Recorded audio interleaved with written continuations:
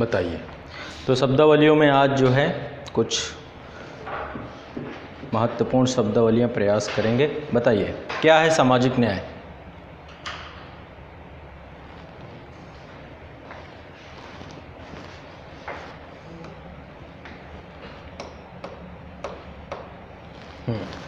इसको बताइए, social justice का मतलब क्या है? सिविल सेवा का मूल उद्देश्य क्या है? अल्टीमेट गोल आपका होगा कि आप जाकर के समाज में जितने भी उत्पीड़ित लोग हैं, शोषित लोग हैं, जो यातनाओं से, जिनको लंबे समय से, लंबी अवधि से विभिन्न यातनाओं से गुजरना पड़ा है, समाज का वंचित वर्ग है, उसको क्या करें?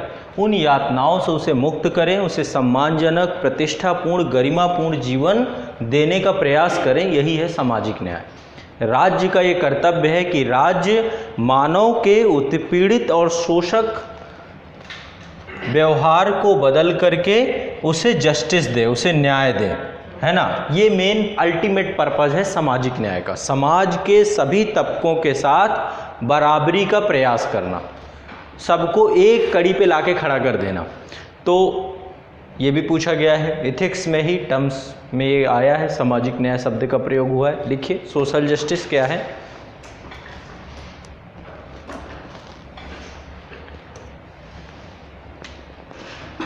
सामाजिक न्याय लिखिए, प्रत्येक मानव को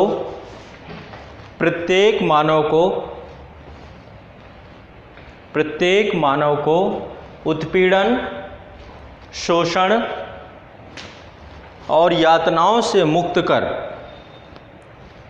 प्रत्येक मानव को उत्पीड़न, शोषण और यातनाओं से मुक्त कर एक सम्मानजनक, प्रतिष्ठापूर्ण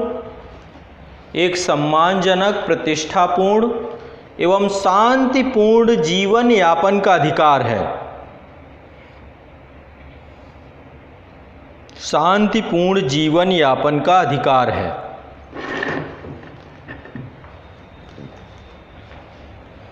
सामाजिक न्याय की अवधारणा इसमें सहायक है। सामाजिक न्याय की अवधारणा इसमें सहायक है। आसान भाषा में यदि मैं आपको इसको समझाना चाहूँ तो क्या बोलूँगा?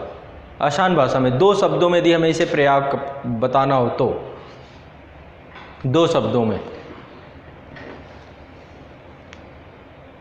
अब तो समझ भी गए, अब तो बताना चाहिए आप लोगों को।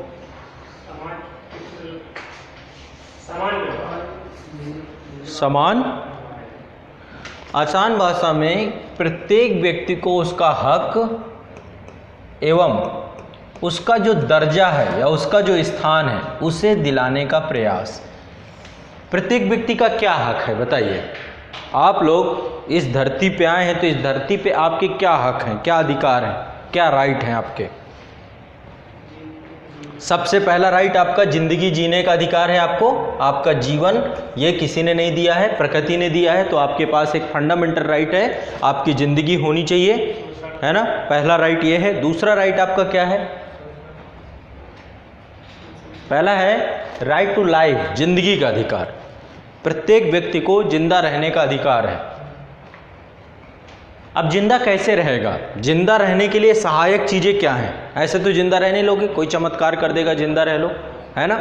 संपत्ति का अधिकार, आपको संपत्ति का अधिकार है। इस प्रकृति में बहुत सारी चीज़ें, ऐसा ना हो कि पता चला कि आप इस धरती पे आ तो गए, अब कहा कि आपके नाम का भोजन ही नहीं है। आपको इस प्रकृति में संपत्ति का अधिकार है। और तीसरा, आपको राइट टू फ्रीडम है, आप स्वतंत्रता का अधिकार है। आपको कोई शोषण नहीं कर सकता। आप अपने मुक्त विचारों के माध्यम से अपने जीवन यापन का निर्वहन कर सकते हैं। 3 ये फंडामेंटल राइट हैं जो नेचर ने आपको दिए हैं। मुझे कोई बताइए, कोई पशु जो है जो गुलाम पैदा होता हो? हम भी तो एक पशु ही हैं, मानव भी तो एक एनिमल ही है। बस ये है कि हम एक सोशल एनिमल हैं, सामाजिक प्राणी हैं। क्यों? क्योंकि हमारे पास विवेक है, बुद्धि है, और उस विवेक बुद्धि ने हमें सामाजिक बना दिया। समाज का मतलब समझते हैं क्या होता है? समाज और सभ्य समाज दोनों में क्या अंतर है? समाजीकरण, हमारा सामाजिक क्या, जब हम आदि मानव थे, बंदरों का समाजीकरण हुआ है?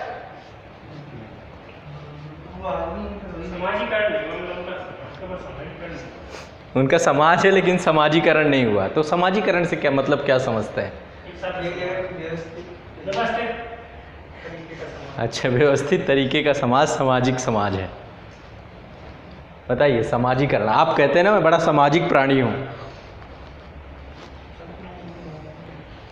सामाजिक होने से आपकी क्या क्या चीज़ जुड़ जाती है? कभी कभी आप ये शब्द प्रयोग करते हो, हमारे नाना जी बड़े सामाजिक प्राणी थे। क्या क्या चीज़ें जुड़ जाती हैं?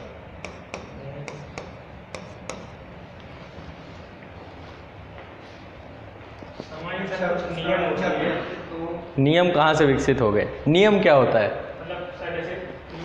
संस्कृति है, सभ्यता मतलब जो है उस हिसाब से कुछ बड़ी पीढ़ी चली आ रही है, उस हिसाब से चलना जो आप समाज का डालें। संस्कृति क्या होती है? अच्छा ये बताइए, संस्कृति शब्द आपने यूज किया, सभ्यता भी यूज किया, संस्कृति और सभ्यता क्या है फिर? डिफाइन करिए, संस्कृति क्या है? सर वो मतलब सर मान्यताएं सर जो एक पीढ़ी से दूसरी पीढ़ी चली आती है, सर संस्कृति होती है। ऐसी मान्यताएं जो एक पीढ़ी से दूसरी पीढ़ी में चली आए उसे संस्कृति कहते हैं। अच्छा, और कोई? संस्कृति बदल सकती है? बदल सकती है। संस्कृति खत्म हो सकती है? क्यों? बहुत सारी संस्कृतियां खत्म हो गई। सिंधु घाटी सब संस्कृति खत्म हो गई कि जिंदा है?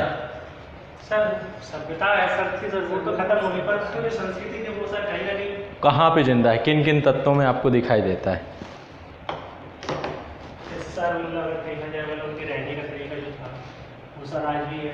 अच्छा, वही रहने का तरीका हमारा भी है। उस तरीके रहने वाले एक प्रकार का मतलब देखा जाए मतलब मोटा मोटा सा लिया जाए मतलब मकान मतलब तरीका। तो मकान ये सब सभ्यता का प्रतीक होता है, मकान संस्कृति का प्रतीक नहीं है। मान्यताएं होती है सर, वो सर कुछ मानते थे मतलब भगवानों को मानते हैं, आज भी मानते हैं। आज भी मानते हैं। संस्कृति आंतरिक पक्ष होता है।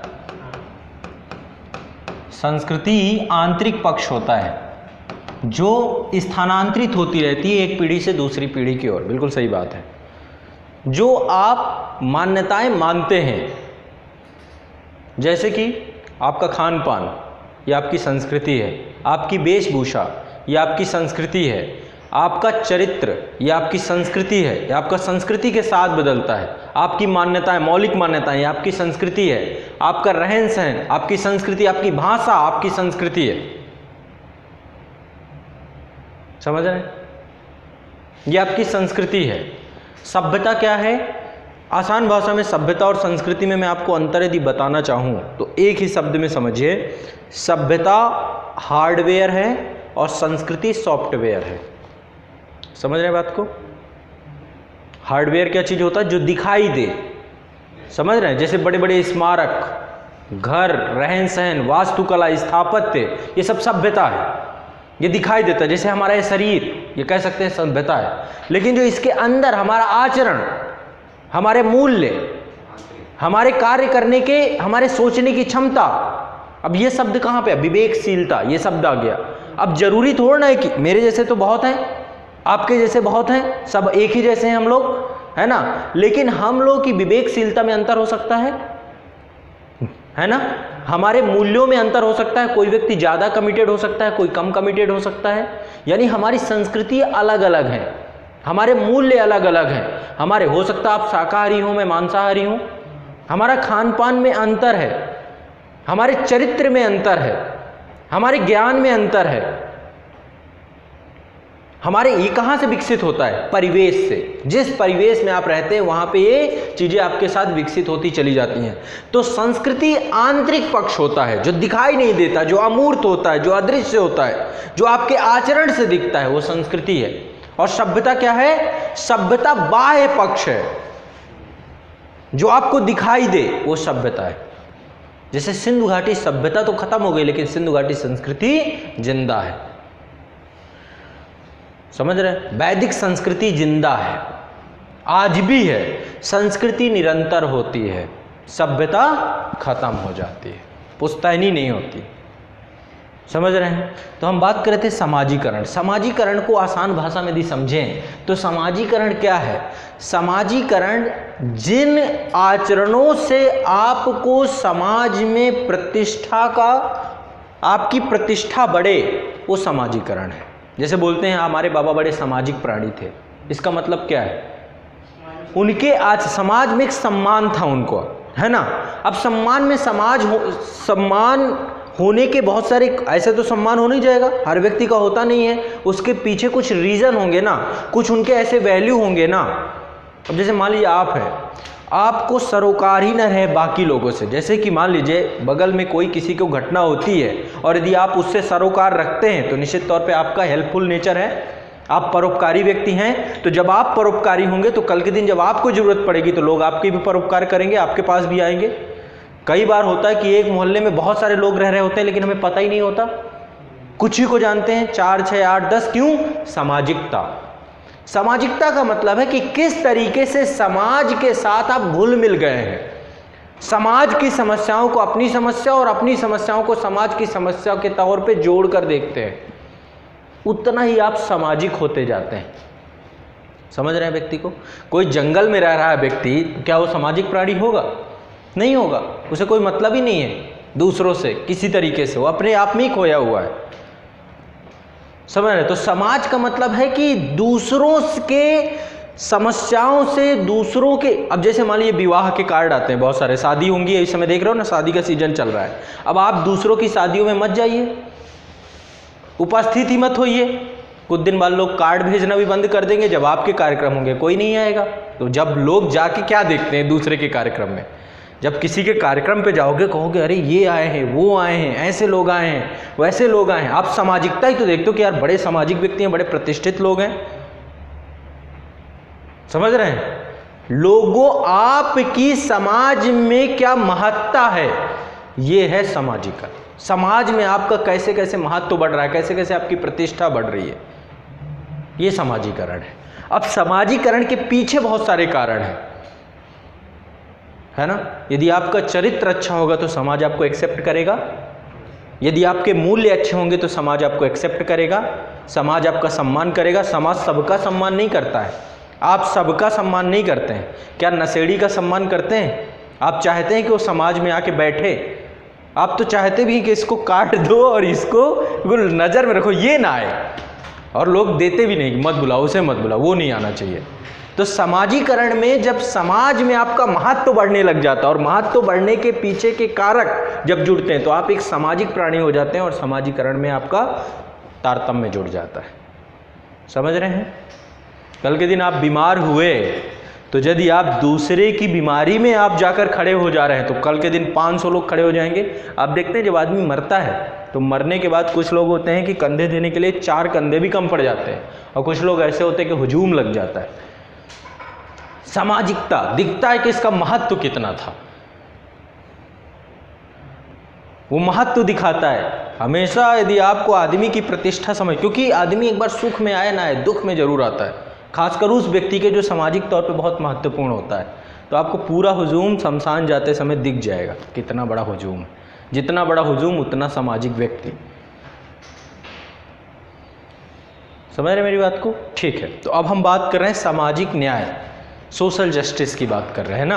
कहाँ पर हैं हम? मैंने एक शब्द यूज किया, आपका समाज में जो हक और स्थान है यदि वो आप दे पाए किसी को।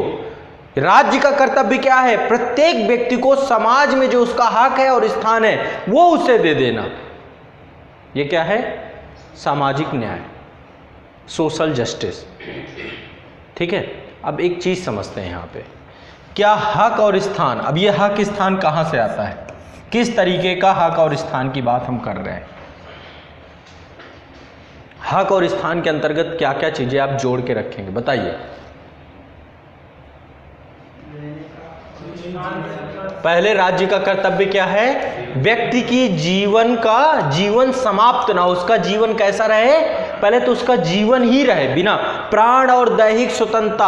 आर्टिकल 21 याद करिए, वो अनुच्छेद 21 बहुत व्यापक है, विभिन्न चीजों से मिलकर के आपकी प्राण और दैहिक स्वतंत्रता, आपके शरीर की स्वतंत्रता, प्राणों की स्वतंत्रता, है ना, ये निहित है उसके अंतर्गत। मान लीजिए आप जिस सोसाइटी में रह रहे हैं वहाँ पे आप सो ही नहीं पा रहे हैं।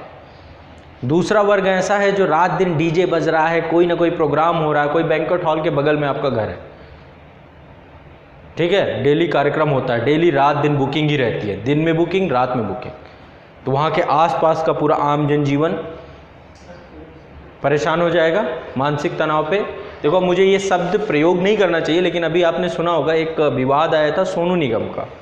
कई जगह मस्जिदें हैं और मस्जिदों में अजान होती है, 5 टाइम अजान होती है ना, नमाज पढ़ी जाती है। एक धार्मिक पक्ष है और धार्मिक स्वतंत्रता का अधिकार भी है। आसपास बहुत सारे मंदिर हैं, मंदिरों में भी पूजा का 2 समय तो फिक्स ही है, सुबह और शाम पूजा होनी है।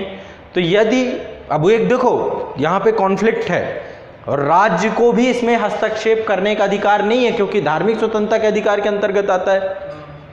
लेकिन क्या धर्म की स्वतंत्रता अबाध है?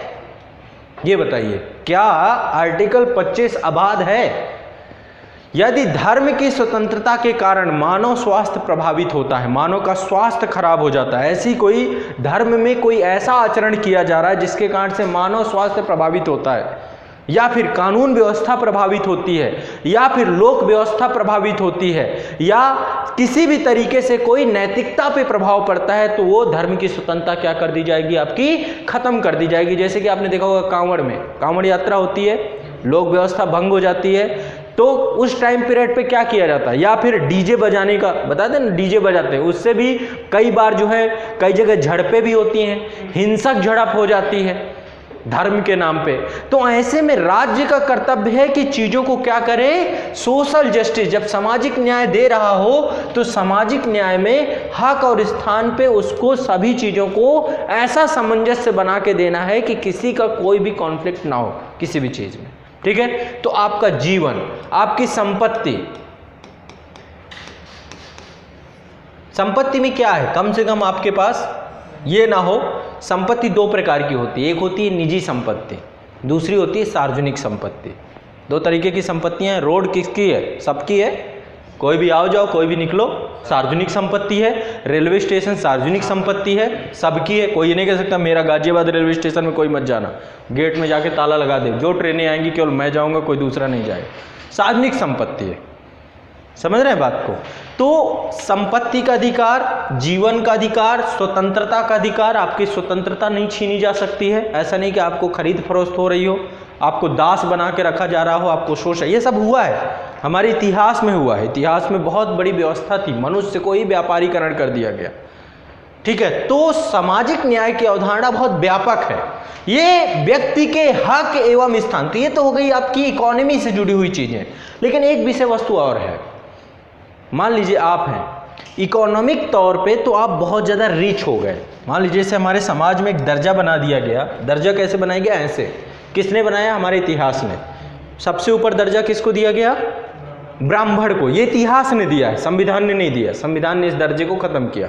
उसके बाद क्षत्रिय, उसके बाद वैश्य और सबसे नीचे शूद्र। ये हिंदू धर्म में 4 वर्णों का कॉन्सेप्ट आया, ठीक है। अब इससे समाजीकरण प्रभावित हुआ। कैसे प्रभावित हुआ? समाज का जो ये तबका था जो सबसे नीचे 2ym दर्जे में रखा गया, इस तबके के साथ इसके राइट छीन लिए गए सारे, इसके सारे अधिकार खत्म कर दिए गए। मैं आपको एक घटना बताता हूँ, आपको शायद पता हो, महाराष्ट्र में एक घटना हुई थी, भीमा कोरेगांव की घटना। भीमा कोरेगांव की घटना के बारे में आप यदि सही से पढ़ें, उस समय पेशवाई चलती थी मराठा साम्राज्य में। मराठों के उत्तराधिकारी यदि साहू जी के बाद से देखेंगे तो बालाजी विश्वनाथ और फिर बाजीराव, है ना, फिर लगातार जितने भी आए हैं सब पेशवाई ही फिर प्रभावी हो गई है, ठीक है। तो पेशवा मतलब एक तरीके से उच्च वर्ग था, ब्राह्मण वर्ग था पेशवा, ठीक है। प्रधानमंत्री का पद था। तो पेशवा के द्वारा फरमान जारी किया गया कि जितने भी शूद्र वर्ग है, जो समाज का निम्न तबका है, उसको बोलते थे कि वो क्या करते थे? स्पिट नहीं कर सकते, थूक नहीं सकते थे।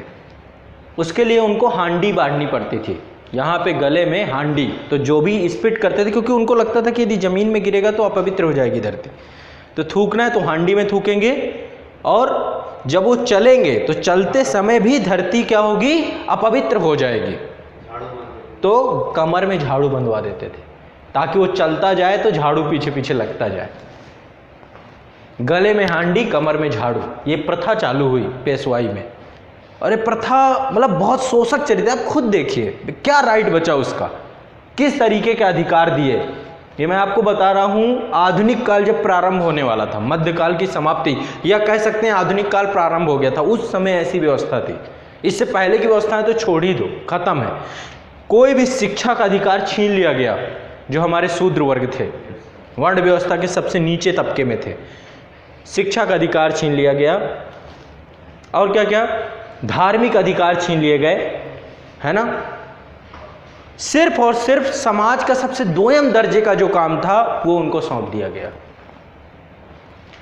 ठीक, जो कोई कुछ नहीं करेगा वो ये करेंगे, सेवा करना, समाज की स्वच्छता सफाई करना, गंदगी में रहना, एक अलग बस्ती में रहना, उनकी बस्ती ही अलग रखी जाती थी। जब ये व्यवस्था विकसित हुई तो इस व्यवस्था का प्रतिरोध होना तो लाजमी था। जब अंग्रेज भारत में आए तो अंग्रेजों ने इसका, आपको सब भीमा कोरे गांव में क्या हुआ था, क्या हुआ था, महज 500 महार थे, महार जाति के लोग। महार जाति जो आपके बाबा साहब भीमराव अम्बेडकर हैं वो भी महार जाति से ही थे, है ना। तो जो 500 महार जाति के लोग थे उन्होंने मिल करके पूरे पेशवाई को हरा दिया। क्यों? अंग्रेजों ने इसका फायदा उठाया। आपने देखा होगा जो ये पूरी रेजिमेंट बनी है, सिख रेजिमेंट, जाट रेजिमेंट, ये सब अंग्रेजों की देन है। उन्हें पता था कि ये भारत ऐसे ही बटा हुआ है ना। और उन्होंने भारतीयों को इस तरीके से देखा और भारतीयों को इसी तरीके से उन्होंने गोरखा रेजिमेंट अलग बना दी, सिख रेजिमेंट अलग बना दी, राजपूत बटालियन अलग बना दी। धर्म के आधार पे, जाति के आधार पे बटालियन बनी हुई है। सेना में भी, और सेना में पहले इस जाति को, जो ये सिर्फ क्षत्रिय को, एक जो हमारे यहाँ था कि क्षत्रिय का कर्तव्य है कि वो धर्म की रक्षा करे, समाज को बचाए, है ना। जब ये व्यवस्था विकसित थी तो हम कई बार क्यों गुलाम बने, हमारी मानसिकता ही गुलाम थी। हमने समाज के सभी लोगों को बराबरी का अधिकार ही नहीं दे रखा था। एक ही वर्ग कार्य करता था, वो वर्ग योग्य है अयोग्य है कोई उससे मतलब ही नहीं रहता था। समझ रहे हैं? योग्यता अयोग्यता भी तो कोई चीज़ होती है। जैसे अब आज के टाइम पे क्या, सब कुछ मेरिट के आधार पे, पहले मेरिट का कोई मतलब ही नहीं होता था। और ये वास्तव में हमारे इतिहास की व्यवस्था नहीं थी, ये तो इतिहास की विकृतियां हैं। इतिहास में ऐसा नहीं था। इतिहास में तो हर चीज कर्म के आधार पे थी। जो काम आप करेंगे आप वही हो जाएंगे। आपके कर्म का नाम था ब्राह्मण, आपके कर्म का नाम था क्षत्रिय, आपके कर्म का नाम था, लेकिन बना क्या दिया गया, आपके जन्म का नाम बना दिया गया। आप ब्राह्मण घर में पैदा होंगे, चाहे महामूर्ख हों, निपुण जो है बुद्धि मूर्ख हों, लेकिन आप ब्राह्मण ही कहे जाएंगे। तो ये जो ब्राह्मणवादी विचारधारा थी, इसने आपको सर्वश्रेष्ठता में रखने के लिए इसने ये व्यवस्था को जन्म दिया और फाइनली इसका प्रतिरोध हुआ। यानी सामाजिक न्याय किस दर्जे में था, आप देखिए क्या हालत थी उस समय लोगों की। तो हमारे संविधान ने हमें सामाजिक न्याय की अवधारणा पर बल प्रदान किया। बच्चों को, स्त्रियों को, महिलाओं को, समाज के निम्न वर्ग को। आप खुद सोचिए, ये मानसिकता है। कल के दिन आप एसडीएम बन जाए, डीएम बन जाए, अच्छा खासा आपके पास अर्थ आने लगा, पैसा आने लगा, ठीक है। लेकिन आप जाति से क्या हैं, मान लीजिए आप अछूत जाति में आते हैं, SC ST या इस कैटेगरी में आते हैं, लेकिन आपका जो अर्दली है, जो आपका चपरासी है, यदि वो ब्राह्मण हुआ, तो सोच का समझिए, आप एक अधिकारी होकर सब कुछ योग्यता रखते हुए भी सोच कहां पे लोगों की जाती है। वो आपका छुआ पानी नहीं भी पिएगा, जबकि आप वहां पे अधिकारी हैं। समझ रहे हैं? हो सकता है आपके लिए अलग गिलास भी रखे। होता है अभी घर पे यदि आपके काम करने वाले आते हैं तो आप उनके लिए अलग ही बर्तन रखते हैं। ये हमारी सोच है। तो हमारा संविधान कहता है कि हम आर्थिक तौर पे तो हक स्थान दिलाना ही है, लेकिन हमें सामाजिक आधार पे हक और स्थान दिलाना है। समझ रहे बात को कि नहीं समझ रहे? सोच के आधार पे ये जो ब्राह्मण, क्षत्रिय, वैश्य, शूद्र, ये जो सोच बनी हुई है समाज में, हमने ये एक हायरार्की क्रिएट की है। संविधान कह रहा है हमें इस व्यवस्था को खत्म करना है। हम ऐसी व्यवस्था लेके आएंगे जहां पे ब्राह्मण, क्षत्रिय, वैश्य, शूद्र सब बराबर हो, है ना। इस ऊर्ध्वाधर व्यवस्था को हम क्षैतिज व्यवस्था में बदल देंगे। योग्यता ही सर्वोपरि हो जाएगी। हर जगह पे, इसीलिए रिजर्वेशन की व्यवस्था की गई। ये आरक्षण व्यवस्था नितांत आवश्यक है। हम लोग इसका प्रतिरोध करते हैं कई बार अपने व्यक्तिगत हितों को ध्यान में रख करके, लेकिन ये व्यवस्था नहीं होती। बस इस व्यवस्था में कुछ खामियां हैं। आरक्षण व्यवस्था की पहली खामी क्या है? इस मुद्दे का राजनीतिकरण हो गया, सबसे बड़ी खामी। और इसका उचित लाभ जिसे मिलना चाहिए था उसे उचित लाभ नहीं दिया गया,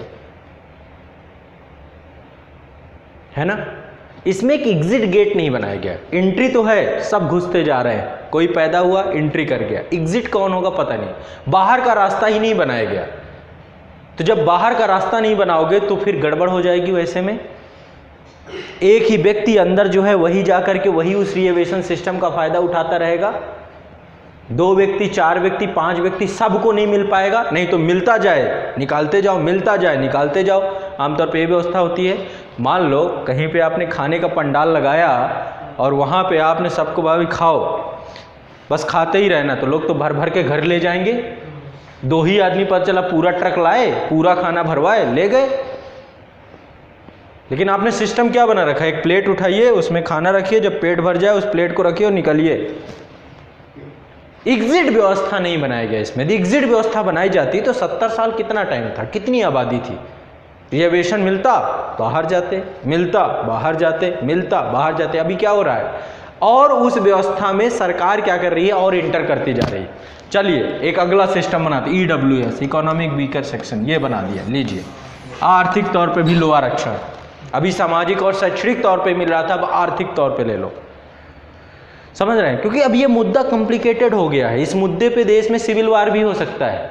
कोई जो छुएगा इस रग को, वो ये भस्मासुर बन गया भारत के लिए। जो इस पे हाथ रखेगा वो भस्म हो जाएगा। आरक्षण जैसे मुद्दे पे, धर्म जैसे मुद्दे पे, आरक्षण धर्म, ये 2 ऐसे मुद्दे हैं जो इस पे हाथ रखेगा। लेकिन एक बार धर्म पे तब भी हावी हम हो जाते हैं। क्यों? क्योंकि हमारे यहाँ पे बहुसंख्यक एक धर्म के लोग हैं। इसके बावजूद भी हम दंगे नहीं रोक पाते, तब भी दंगे हो ही जाते हैं। धर्म पे 1992 में बाबरी मस्जिद का केस हुआ, देश भर में दंगे हुए बड़े स्तर पे। यहाँ तक फिर 1993 में मुंबई में हुआ, फिर गोधरा हुआ, फिर आतंकवादी हमले लगातार हुए। तो धर्म के नाम पे ही तो ये हुई पूरी कलाएं। समझ रहे हैं बात को? तो कहने का तात्पर्य यह है कि संविधान में कुछ व्यवस्थाएं ऐसी की गई जिनको कह सकते हैं कि संविधान में तो 10 साल के लिए रखा गया था रिजर्वेशन। लेकिन अब धीरे धीरे हमें एग्जिट गेट की तरफ जाना पड़ेगा। नहीं जाएंगे तो ये व्यवस्था सामाजिक न्याय की अवधारणा को क्या करेगी? नष्ट करने का प्रयास करेगी। सामाजिक न्याय की अवधारणा को कैसे नष्ट करेगी? जिन्हें वास्तव में आवश्यकता है उसकी, उनके पास तक अधिकार नहीं पहुंच पाएगा।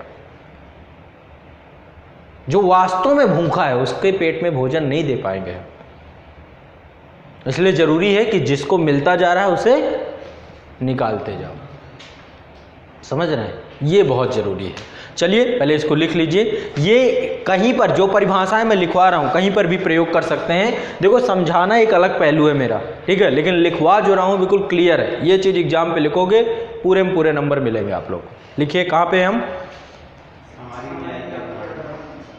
कहाँ पे हैं?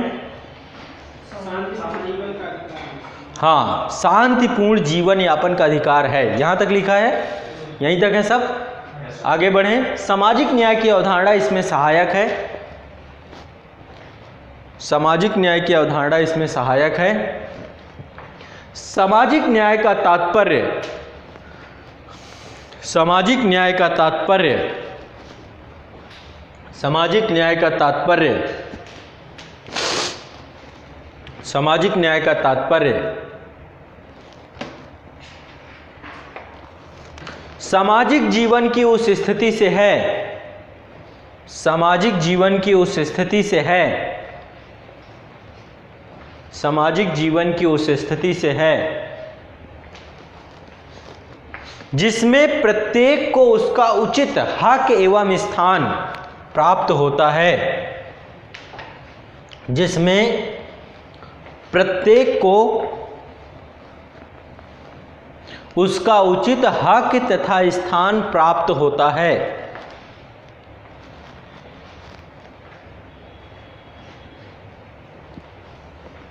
सामाजिक न्याय का मूल मंत्र यह है कि, सामाजिक न्याय का मूल मंत्र यह है कि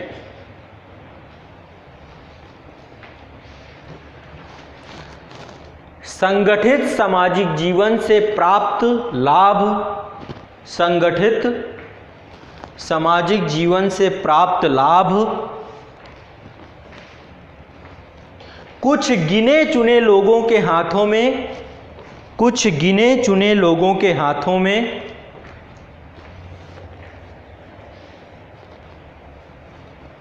कुछ गिने चुने लोगों के हाथों में सिमट कर ना रहे, सिमट कर ना रहे, बल्कि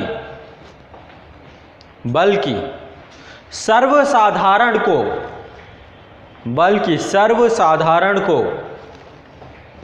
विशेषकर निर्बल, निर्धन, विशेषकर निर्बल, अब निर्बल किसको कहेंगे?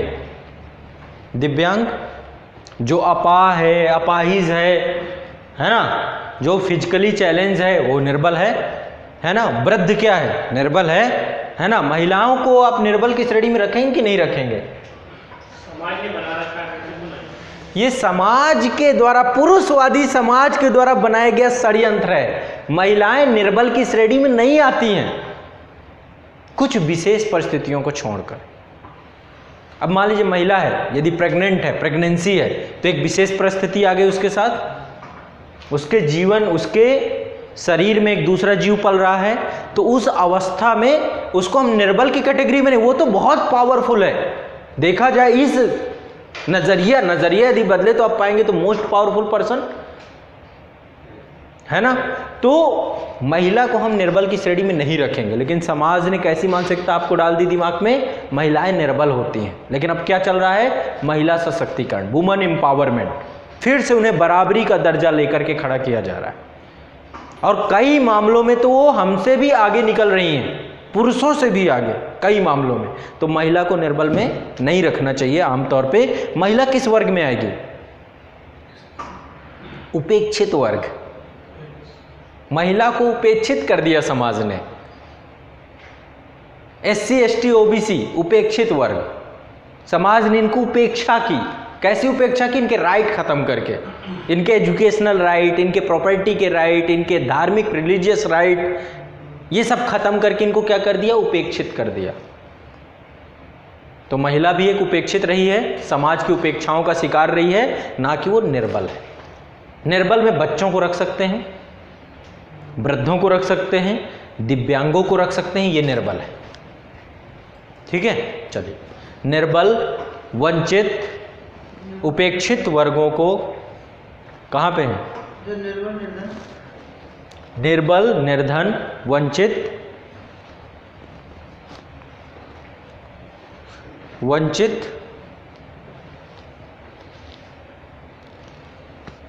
एवं उपेक्षित वर्गों को उसमें समुचित हिस्सा मिले, उसमें समुचित हिस्सा मिले,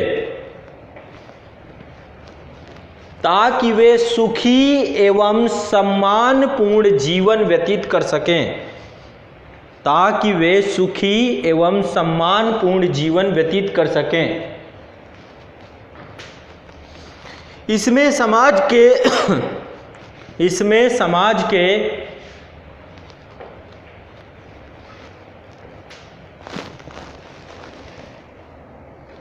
इसमें समाज के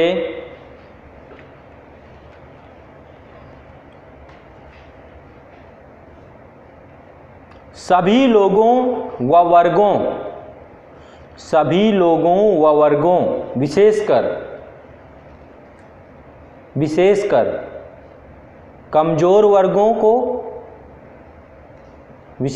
कमजोर वर्गों को भय तथा अभाव से मुक्ति दिलाना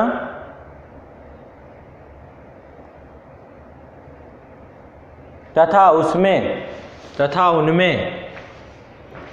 उनमें समानता, स्वतंत्रता, भ्रातृत्व समानता, स्वतंत्रता, भ्रातृत्व एवं मानवीय गौरव तथा गरिमा की भावना को विकसित करना है।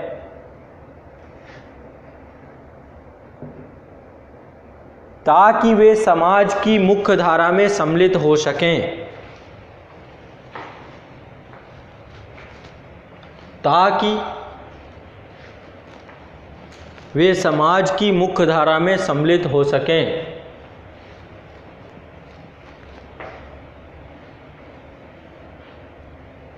इस प्रकार सामाजिक न्याय का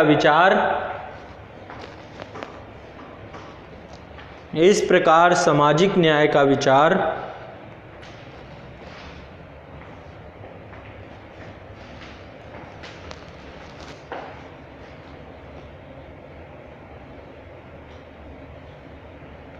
न्याय के सामान्य विचार को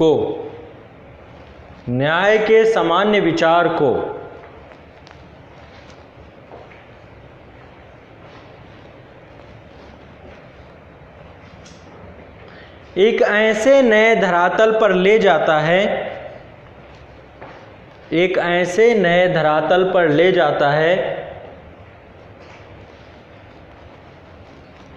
जहां न्यायालयों की, किसी भी एशे में भी ये चीज़ें लिख सकते हैं, जहां न्यायालयों का कार्यक्षेत्र न रहकर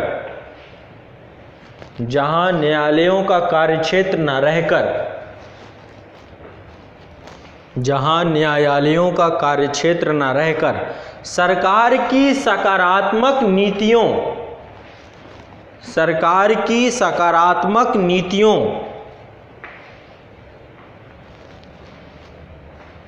और कार्यक्रमों का बृहत कार्यक्षेत्र बन जाता है।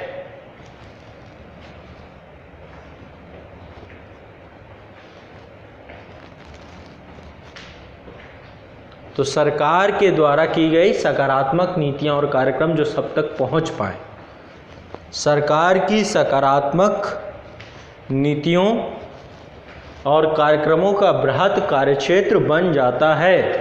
इस रूप में यह अवधारणा समानता के विचार से आगे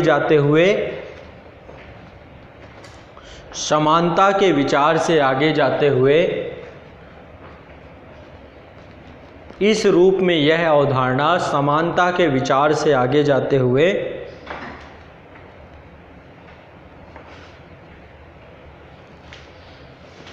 समाज में समता मूलक संरचना का सूत्रपात करता है। समाज में समता मूलक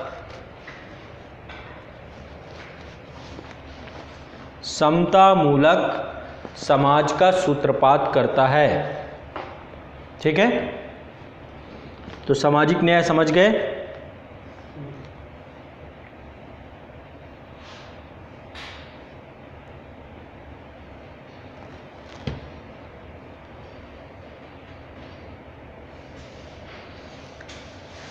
सामाजिक न्याय को प्राप्त करने के लिए एक शब्द का प्रयोग किया जाता है जिसको बोलते हैं समावेशी विकास।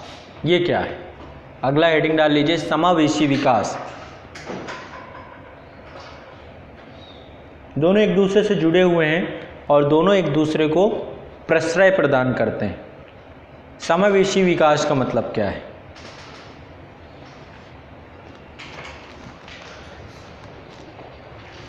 अगला टर्म्स आपका है, ये तो हो गया सामाजिक न्याय। अब सामाजिक न्याय की परिभाषा कहीं भी आती है, खूब प्यार से लिखिए। इतने शब्द लिखाएंगे तो 10 में 10 भी मिल जाएंगे आपको, कोई एक नंबर भी नहीं काटेगा।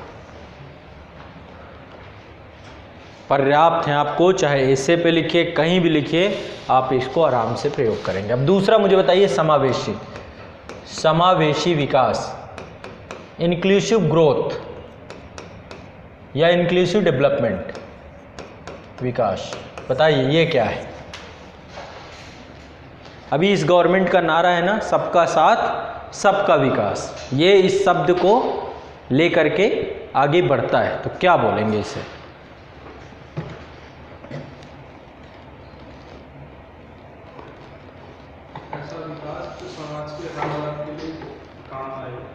ऐसा विकास जो समाज के हर वर्ग के लिए काम करे। ऐसा विकास जो समाज के हर वर्ग तक पहुँचे, काम ना है। समझ रहे हैं? गवर्नमेंट ने यदि कोई डेवलपमेंट की योजना पहुंचाई और वो कुछ ही जगहों पे सिमट के रह जाए, सब तक पहुंच ही ना पाए। मान लीजिए आपका एक अभी आया था ना, सरकार ने एक अभी स्वास्थ्य को लेकर के आयुष्मान भारत योजना के नाम से एक योजना दी। उस योजना में था कि जो परिवार है उनको 5 लाख का एक कार्ड मिलेगा, हेल्थ बीमा, है ना, ताकि वो आसानी से कहीं पर भी जाएं तो किसी भी प्राइवेट हॉस्पिटल या गवर्नमेंट हॉस्पिटल वहाँ पर जा कर के उसके माध्यम से अपना इलाज करा पाएंगे। अब पता चला कि वो शहरी क्षेत्रों में ही उस योजना का लाभ मिल रहा है, ग्रामीण क्षेत्रों तक वो योजना पहुँची नहीं। तो क्या समावेशी विकास हो पाएगा? है ना। या मान लीजिए मिड डे मील कार्यक्रम है ना, क्या उद्देश्य है मिड डे मील का? क्या उद्देश्य है? बच्चों के कुपोषण स्कूल छोड़ देते हैं उसको पढ़ा। बहुउद्देशीय परियोजनाएं होती हैं ये कुछ। पहला बताया इन्होंने कुपोषण। पहले तो बच्चों तक भोजन बिना, पहले तो स्कूल छोड़ने का कारण क्या है उनका? स्कूल छोड़ने का कारण है कि पेट ही भरा हुआ नहीं है, तो स्कूल में ही भोजन दे दें। भोजन देने से पहली चीज़ उनकी शिक्षा वो निरंतर रख पाएंगे, या फिर कह सकते हैं कि पेट भरने के लिए ही स्कूल आए, लेकिन स्कूल आने का एक रीज़न बने उनका कोई ना कोई। और दूसरा, कुपोषण से उन्हें बचाएं, दूसरा उद्देश्य। तीसरा उद्देश्य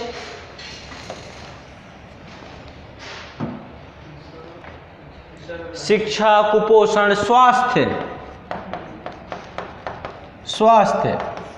भोजन करेंगे, अच्छा भोजन करेंगे तो उनका स्वास्थ्य भी अच्छा रहेगा, है ना। तो ये एक बहुउद्देशीय परियोजनाएं है ना।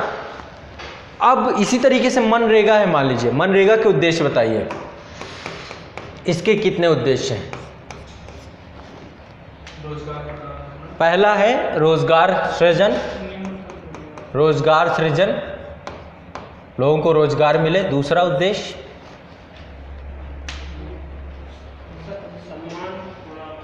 अच्छा, गरिमापूर्ण जीवन। ठीक है, आर्टिकल 21 से कुछ भी जोड़ सकते हैं आप, गरिमापूर्ण जीवन। तीसरा, आर्टिकल 21 से हर योजना जुड़ती है, सब आर्टिकल 21 के लिए ही होती हैं।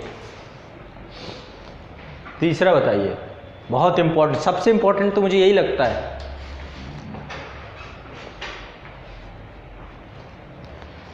बताइए भाई, आप लोगों में से कोई बताइए लाइव ऑफलाइन में। ये अकुशल रोजगार प्रदान करता है, पहले तो ये पता होना चाहिए आपको। ये अकुशल रोजगार है, तो इसमें स्किल्ड कैसे करेंगे जब रोजगार ही अकुशल है? इसमें अकुशल श्रम मिलता है आपको, कहीं पे गड्ढा खोदना है, तालाब खोदना है, सड़क निर्माण है ना, कृषि कार्य को भी शायद मनरेगा से जोड़ रहे हैं, इस तरीके के कार्य हैं, इसमें स्किल्ड नहीं है ये। बताइए, भारत सरकार जो है ना, मुझे तो बहुत बार भारत सरकार की बहुत सारी नीतियाँ समझ में नहीं आती है। हमारे देश में हर साल आप देखें, देखो पहले इसका बता देता हूँ, फिर आगे एक बहुत इंपॉर्टेंट मुद्दा है। हम लोग बात करते हैं स्किल डेवलपमेंट की। आपको पता है अपने देश में कितना स्किल डेवलपमेंट है? हर साल का आंकड़ा उठाएंगे तो लगभग 1 करोड़ से ज़्यादा बच्चे बीटेक इंजीनियरिंग कॉलेज से निकल रहे हैं। ये अनस्किल्ड हैं कि स्किल्ड हैं? 4 साल का बकायदा एक ग्रेजुएट डिप्लोमा लेके निकल रहे हैं। सरकार क्या कर रही है? 10वीं वालों को स्किल्ड कर रही है। इनको रोजगार नहीं देंगे। मूर्ख कहाँ पे बना रही है? प्रधानमंत्री कौशल विकास योजना, उसके तहत करोड़ों रुपए भेज रहे हैं। क्यों? 10वीं वालों को। अरे भाई, पहले ये जो पूरी डिग्री लिए बैठे हैं, इनसे स्किल्ड कौन होगा? जो बकायदा कंप्यूटर की, इलेक्ट्रिकल की, टेक्निकल की, सिविल की, मैकेनिकल की, इतनी सारी ट्रेड की डिग्री लिए बैठे हैं, इनके साथ तो कुछ करो पहले जस्टिस। इन्हें तो रोजगार दो, बाद में स्किल करना। 10वीं वालों को, 12वीं वालों को, 8वीं वालों को, सब मूर्ख बना रहे हैं मिलके। पता नहीं कैसी पॉलिसी। कल मेरे पास एक फ़ोन आया, मैं तब उस बेस पे कह रहा हूँ, मुझे एक पर्सन ने फ़ोन किया, संस्थान में संपर्क किया कि एक स्किल, दरअसल आपको शायद पता हो कि मैं एक NGO चलाता हूँ आज़ाद फाउंडेशन के नाम से, तो ऑफ रिकॉर्ड ही बात करें, पढ़ते हैं। तो मैं आपको समझा रहा था कि समावेशी विकास में जितनी भी योजनाएं आप लेंगे, सभी इसका जो सबसे बड़ा कारण है मनरेगा स्कीम का, पलायन को रोका है इसने। पलायन समझ रहे हैं? माइग्रेशन समझ रहे हैं? गांव से शहर की ओर, गांव से शहर, रोजगार सृजन से पलायन रुक जाता है। समझ रहे हैं? जो लोग भागते हैं, इसका एक बहुत बड़ा इंपैक्ट ये पड़ा है सकारात्मक, ग्रामीण पलायन, शहरी पलायन, यहां तक कि शहर से लोग गांव चले जाते हैं। अभी ये आपने कोविड-19 लॉकडाउन में देखा भी, लोग गांव क्यों गए? क्योंकि लोगों को रोजगार वहां पे था कि भाई जॉब कार्ड है, कम से कम तो इतना पैसा आना ही आना है। यदि वहां जाके उपस्थित हो गए तो, लिस्टेड करा दिया तो लोग डरे, लाठी डंडे सब खाए, पैदल चले। सिर्फ इस स्कीम ने लोगों को वापस किया है। यदि ये नहीं होती तो गांव भी जाके क्या करते? समझ रहे हैं बात को? और दरअसल एक दूसरी समस्या ये भी थी कि कोविड-19 लॉकडाउन ऐसी जगह टाइम पे लगा जिस टाइम पे लोग आमतौर पे गांव जाते ही हैं। क्यों जाते हैं? हाँ, गर्मी की छुट्टी मनाने। अरे उस समय कटुई का समय होता है, खेती किसान, भारत एक कृषि प्रधान देश है। ऐसे में लोग फसल काटने अपने गांव जाते ही हैं। आप भी रोजगार यहाँ पे बैठे हो, यदि घर में गांव में फसल है तो उसके लिए फिर आपको जाना ही पड़ेगा, क्योंकि वो आपकी रोजी रोटी है। गांव में रोजगार बढ़ जाता है अप्रैल के महीने में, हर गांव में रोजगार बढ़ जाएगा। फसल काटने के लिए उसके लिए भी अच्छा 300-400 घंटे मिलता है। हाँ मेरे, अच्छा आप भी काट के आए क्या? अच्छा, हाँ आप भी खेती किसानी से जुड़े हुए हैं, ठीक है। चलिए लिखिए, समावेशी विकास का सामान्य अर्थ है, समावेशी विकास का सामान्य अर्थ है, समावेशी विकास का सामान्य अर्थ है आधारभूत विकास, आधारभूत विकास, सहभागी विकास तथा गरीब समर्थक विकास। ये एक तरीके से कह सकते हैं कि इसके सिनोनिम्स हैं।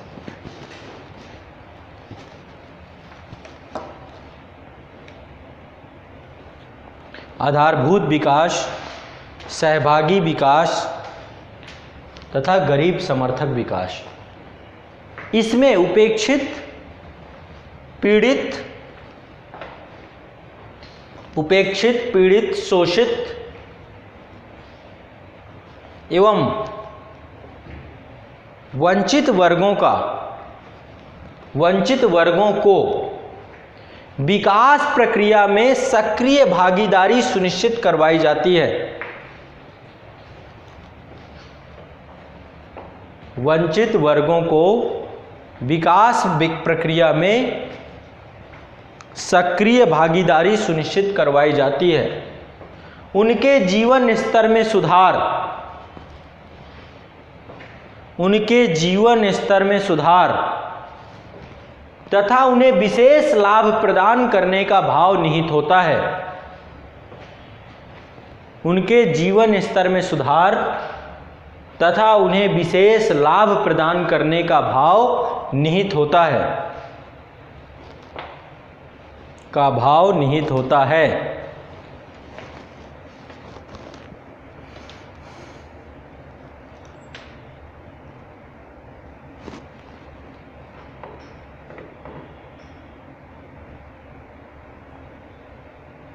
ताकि वे सम्मानपूर्ण जीवन व्यतीत कर सकें, ताकि वे सम्मानपूर्ण जीवन व्यतीत कर सकें।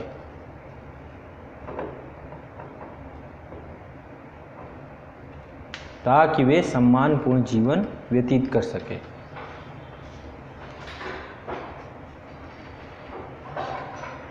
समावेशी विकास का लक्ष्य सामाजिक न्याय प्राप्त करना है। समावेशी विकास का लक्ष्य, समावेशी विकास का लक्ष्य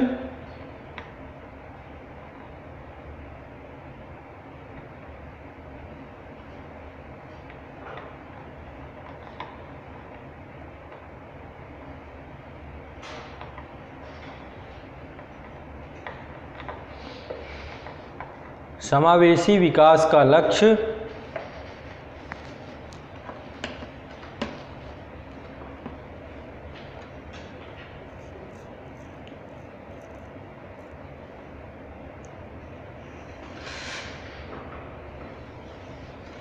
सामाजिक न्याय को प्राप्त करना है।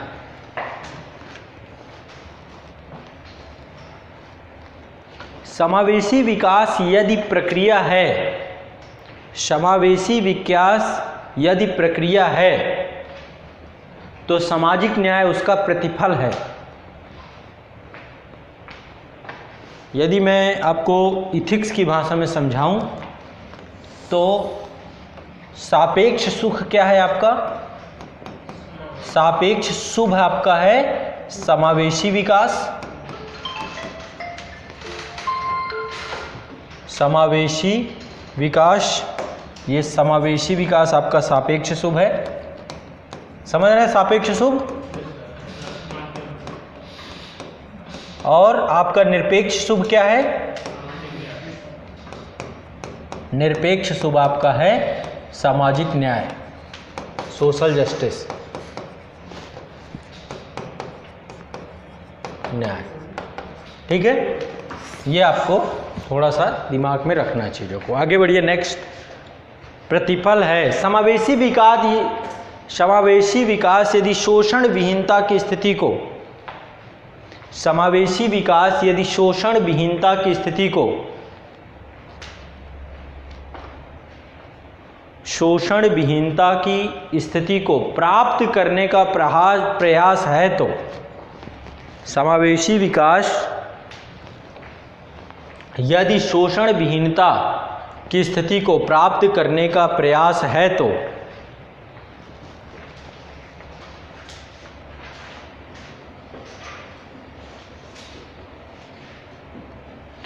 शोषण विहीनता की स्थिति सामाजिक न्याय है। तो शोषण विहीनता की स्थिति सामाजिक न्याय है।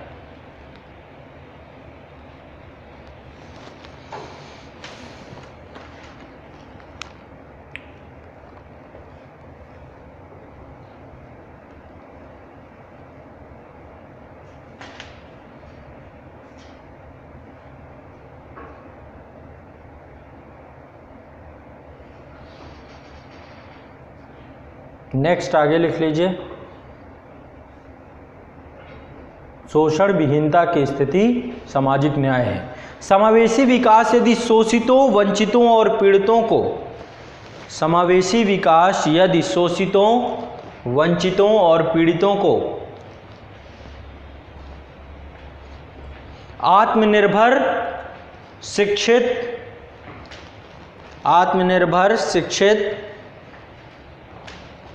एवं जागरूक बनाने का प्रयास है तो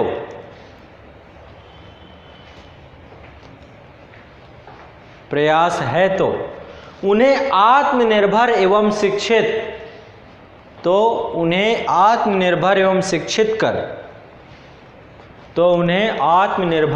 शिक्षित कर समाज की मुख्य धारा में लाना ही सामाजिक न्याय है।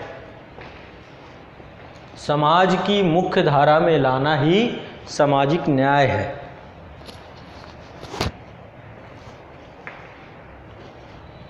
मुख्य धारा में लाना ही सामाजिक न्याय है।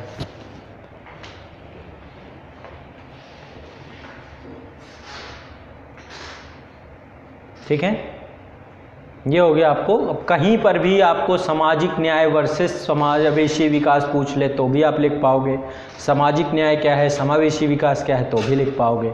अगला लिखिए वैश्वीकरण, ग्लोबलाइजेशन। ये टर्म्स से आप क्या समझते हैं? वैश्वीकरण, सब सिलेबस के शब्द हैं जो सिलेबस में दिए गए हैं। वैश्वीकरण बताइए, इस शब्द से क्या समझते हैं? वैश्वीकरण से क्या समझते हैं?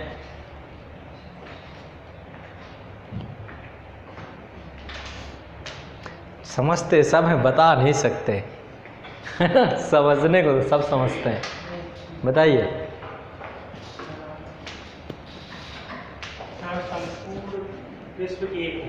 यहाँ संपूर्ण विश्व एक हो। संपूर्ण विश्व एक हो गया क्या अभी? तो यदि नहीं हुआ तो अभी इसका मतलब वैश्वीकरण नहीं है। अभी नहीं हुआ संपूर्ण विश्व।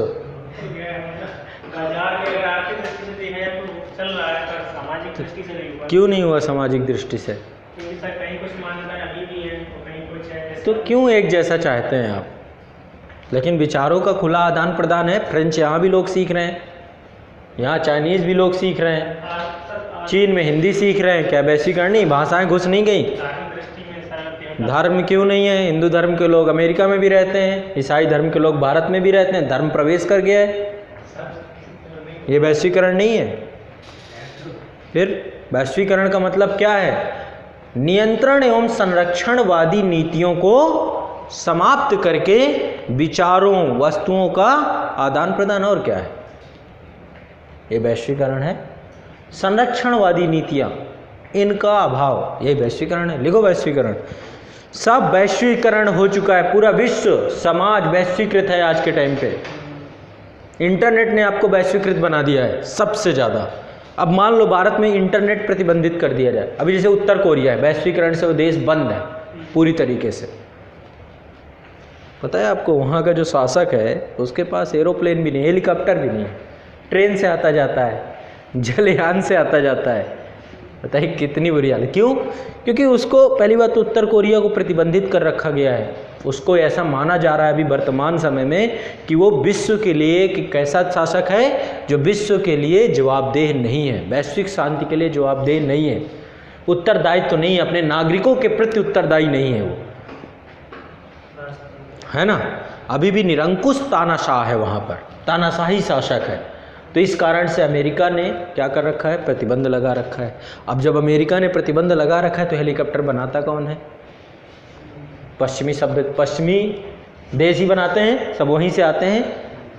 अब जब वो दे ही नहीं रहे तो बनाए कहाँ से? परमाणु बम तो उसने बना लिया, अब हेलीकॉप्टर कैसे बनाए? तकनीकी भी नहीं दे रहे क्योंकि उसकी तकनीकी भी इंटेलेक्चुअल प्रॉपर्टी राइट है। या तो खुद तकनीकी ईजाद करो या तो तकनीकी आयात करो। क्या चाहिए इंडस्ट्रियलाइजेशन के लिए? क्या चाहिए औद्योगिकरण के लिए? किसी देश के लिए क्या चाहिए? औद्योगिकरण के लिए यदि किसी राष्ट्र का औद्योगिकरण करना है, इंडस्ट्रियलाइजेशन करना है, तो उसके लिए 4 चीज़ें चाहिए। पहली चीज पूंजी, दूसरा तकनीकी, तीसरा श्रम, और सबसे इंपॉर्टेंट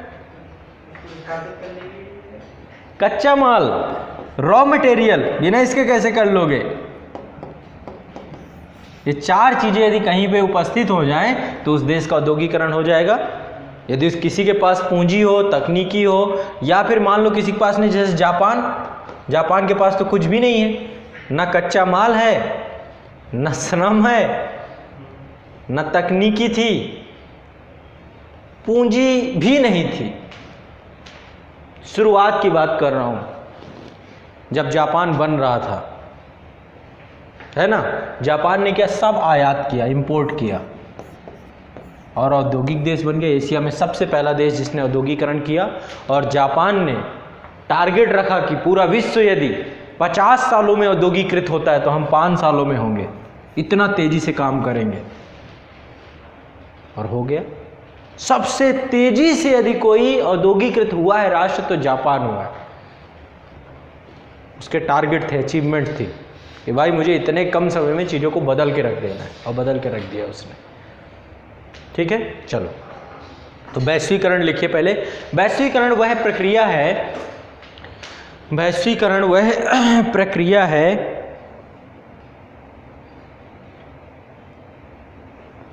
वैश्वीकरण वह प्रक्रिया है जिसके द्वारा राज्य के नियंत्रण व संरक्षणवादी उपायों को हटाकर, वैश्वीकरण वह प्रक्रिया है जिसके द्वारा राज्य के नियंत्रण व संरक्षणवादी उपायों से हटाकर या हटकर, संरक्षणवादी उपायों से हटकर व्यक्ति, विचार और वस्तुओं के त्वरित प्रवाह को सुगम बनाया जाता है। वैश्वीकरण वह प्रक्रिया है जिसके द्वारा राज्य के नियंत्रण व संरक्षणवादी उपायों से हटकर क्या किया जाता है? व्यक्ति, विचार और वस्तुओं के त्वरित प्रवाह को सुगम बनाया जाता है। कितना आसान है। आता सब है, सब मन के अंदर ही रखना है, कुछ ऐसा नहीं करना है कि उसे, है ना, उदारीकरण क्या है? अच्छा, सब इकोनॉमी पढ़े बैठे हो, सब कुछ ठीक है, लेकिन क्या फ़ायदा आपकी अर्थव्यवस्था पढ़ने का? 3 शब्द आते हैं उसमें, वैश्वीकरण, निजीकरण, उदारीकरण। उदारीकरण क्या, मैं एक शब्द में समझा सकता हूँ। सर नियमों को सरल बनाना, प्रक्रियाओं को आसान कर देना। कोई भी प्रोसेस है, कोई भी प्रोसीजर है, उसे क्या कर देना? आसान कर देना। यही उदारवाद है ना? तो प्रक्रियाओं को सरल बनाना। निजीकरण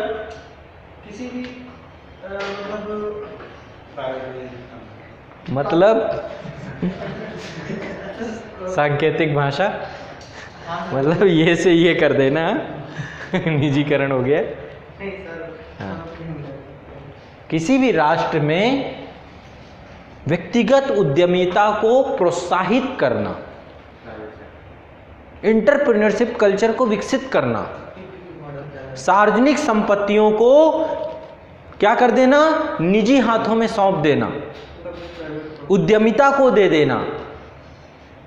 या फिर दूसरे शब्दों में कह सकते हैं कि किसी भी राष्ट्र के विकास में जो पूंजी का प्रवाह है उसे उद्यमिता के माध्यम से लाना।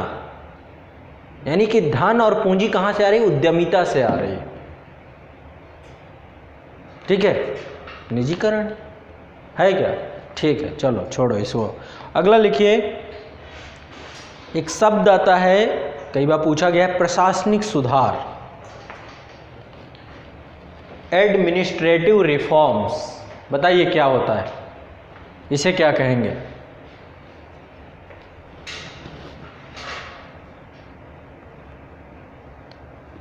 अच्छा, रिफॉर्म क्या है? सुधार क्या है? क्यों? बदलाव, चेंज होता है, रिफॉर्म होता है, रिफॉर्म में चेंज नहीं होता। क्यों अपग्रेड करना किसी चीज को? किसी चीज की कोई खामियां है उसे दूर करने के लिए क्या बनाया जाता है? तो किसी समय में वही खामी नहीं होती, आगे वही खामी दिखने लग जाती है। मतलब समय के साथ बदलता जाता है सब। समझिए, किसी भी व्यवस्था में समय के साथ उसकी कुशलता और उसकी गुणवत्ता में वृद्धि करने का प्रयास सुधार कहलाता है। ठीक है, किसी की गुणवत्ता में बदलाव कर दे। मान लो ये फ़ोन है, ठीक है, पहले जब आया था शुरुआत में इसकी हालत है ना, धीरे धीरे इसकी रैम बढ़ा रहे हैं, रोम बढ़ा रहे हैं, इसका कैमरे पे काम कर रहे हैं, इनोवेशंस हो रहे हैं दिन प्रतिदिन, है ना, इनोवेशंस कर रहे हैं। पहले था पूरा एक कीपैड में आता था, अब इसको टच कर दिया पूरा। आने वाला फ्यूचर क्या होगा फ़ोन का? जैसे मैं देख पा रहा हूँ, मुझे लगता है आने वाले समय में जो फ़ोन होगा आपका, ये ट्रांसपेरेंट होगा। आने वाला फ्यूचर ये हो सकता है, भविष्य ट्रांसपेरेंट होगा। दूसरा, इसको चार्जर सिस्टम ही ख़त्म कर देंगे, तो फिर चार्ज कैसे होगा? सोचा जा रहा है, इस दिशा में काम बहुत तेज चल रहा है, और ऐसा कहा जा रहा है कि अमेरिका वगैरह में ये चीज़ें आ भी गई हैं। ये जैसे गाड़ियां हैं, आप गाड़ियां देख रहे हैं, आने वाले समय में गाड़ियों में अभी आप देखते हैं पेट्रोल भराना पड़ता है, अब बैटरी कार आ गई। आने वाले समय ऐसा हो जाएगा कि इलेक्ट्रिक भी का भी यूज करने, गाड़ी चलती जाएगी और उसका जो पहिया है वो डायनेमो का काम करेगा और उससे बैटरी भी चार्ज होती जाएगी। अभी तो ऐसा तो नहीं, गाड़ी की बैटरी कौन चार्ज करता है? गाड़ी खुद चार्ज करती है अपनी बैटरी, यही तो होता है। मैं तो कहता हूँ इससे भी बढ़िया तरीका आने वाले फ्यूचर में आएगा। ये पूरी गाड़ी को ना आप पूरा सोलर से, ऊपर का जितना कवर सब सोलर ही हो। अभी जैसे धूप में खड़ी है, चार्ज होती रहे, और क्या, चलते चलते चार्ज हो रही है। आने वाला फ्यूचर तो क्या हो रहा है, गुणवत्ता और दोनों चीज़ों, मूल्य वर्धन में भी कमी लानी है। ऐसा नहीं कि गुणवत्ता बढ़ाने से उसकी वैल्यू बढ़ जाए, है ना, ये रिफॉर्म होता है। ठीक है, सामाजिक रिफॉर्म भी ऐसे ही आते हैं, समय और परिस्थितियों के अनुसार जब विचारों में परिवर्तन होता है, प्रगतिशील विचारों में परिवर्तन, सामाजिक रिफॉर्म, सोशल रिफॉर्म। बहुत सारे सोशल रिफॉर्मर हुए हैं हमारे देश में। महात्मा गांधी एक सोशल रिफॉर्मर थे, उन्होंने छुआछूत का विरोध किया, है ना। राजा राम मोहन राय एक सोशल रिफॉर्मर थे। स्वामी विवेकानंद, दयानंद सरस्वती, पाखंड का इन्होंने विखंडन किया। तो सोशल रिफॉर्म, सामाजिक सुधार। शिक्षा में भी सुधार किए जा सकते हैं, न्यू एजुकेशन पॉलिसी। क्या गया अब, कौन सा पाठ्यक्रम अब ले आए ये लोग? 5+3 3 प्लस 3 प्लस हाँ 4 ही है, ये ले आए। 10 प्लस 2 था, अभी खत्म। कह रहे हैं अब ये सही है, रिफॉर्म है ना। अब तो बढ़िया है, अब बहुत बढ़िया है। पढ़िए 1 साल, मन नहीं लग रहा है, डिप्लोमा मिल गया, डिग्री मिल गया कम से कम। फिर अगले साल दूसरा लीजिए, पता चला आपके पास लॉ की भी डिग्री है, डिप्लोमा है, पता चला आपके पास जर्नलिज्म का भी है, पता चला आपके पास कितने भी आप क्षेत्रों में पढ़ेंगे, आपको डिग्री डिप्लोमा कुछ तो मिलेगा ही। अभी क्या होता है, 3 साल यदि बीए ना करो कुछ नहीं मिलता, खत्म, फेल है, ड्रॉप आउट है। रिफॉर्म, गवर्नमेंट को लगा कि ये चीज़ों को हमें रिफॉर्म करना चाहिए जैसे फॉरेन में चलता है, ठीक है। आने वाले समय में देखिएगा ये होना चाहिए। अब जैसे अभी यूरोप वगैरह में होता है कि वहाँ पे स्कूलों को किताबी नहीं बनाया गया, जो परीक्षाएं होती हैं वो किताबी नहीं होती हैं, मतलब किताब का उसमें कोई रोल नहीं होता। अभी क्या होता है हमारे यहाँ पे, आप स्कूल जाते हैं, नोटबुक ले गए तो माना जाता है कि नकल करते हैं। आने वाले समय में ऐसा होगा कि भैया खूब सारी नोटबुक लेके जाओ, 10, 15, 20 जितनी ले जा पाओ। पेपर ऐसा आ रहा है कि आप उसे सॉल्व ही नहीं कर पाओगे। यूपीएससी ने यही काम किया है। यूपीएससी के पेपर में यदि आप लक्ष्मीकांत लेके चले जाओ, रमेश सिंह भी लेके चले जाओ, सब लेके चले जाओ, आप पेपर सॉल्व नहीं कर पाएंगे। आपको क्या हो रहा है, क्रिएटिव बनना पड़ेगा। आपके ब्रेन को ऐसा बनाता है कि जो चिंतनशील हो। और यूपीएससी के पेपर में यदि मान लो 7,000 बच्चे लिखते हैं मेंस, तो सब अलग अलग लिख के आते हैं, किसी का किसी से मैच नहीं कर सकता। समझ ना, आपका थिंकिंग प्रोसेस, आपका ब्रेन, आपकी सोचने की प्रवृत्ति, वो सब जाके पेपर का आंसर लिख पाती है। तो आने वाला फ्यूचर ये होना चाहिए, हमारी शिक्षा का उद्देश्य ये होना चाहिए कि व्यक्ति को ही रचनात्मक बना दो, ना कि व्यक्ति को क्या करो, किसी एक ढांचे में उसे वो कर दो। ये सिर्फ मीडियम होना चाहिए, बाकी व्यक्ति ही क्रिएटिव बन जाए, वो अपनी रचना खुद करे, है ना। तो अब शिक्षा धीरे धीरे आपकी इस उद्देश्य से परख जा रही है। जब व्यक्ति क्रिएटिव हो जाएगा, वही चीज़ फिर उसका हर जगह दिखाई देगा, वो जॉब क्रिएशन में लग जाएगा फिर, है ना। चलिए लिखिए इसमें, प्रशासनिक सुधार, एडमिनिस्ट्रेटिव रिफॉर्म। तो प्रशासनिक सुधारों का अर्थ उस प्रक्रिया से है, प्रशासनिक सुधारों का अर्थ उस प्रक्रिया से है जिसमें प्रशासनिक व्यवस्था की कार्यकुशलता, जिसमें प्रशासनिक व्यवस्था की कार्यकुशलता एवं गुणवत्ता, जिसमें प्रशासनिक व्यवस्था की कार्यकुशलता एवं गुणवत्ता में वृद्धि के लिए सुनियोजित ढंग से, में वृद्धि के लिए सुनियोजित ढंग से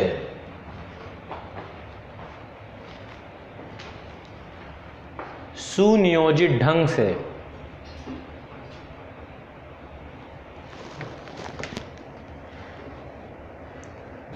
अर्थात जानबूझकर परिवर्तन किए जाते हैं।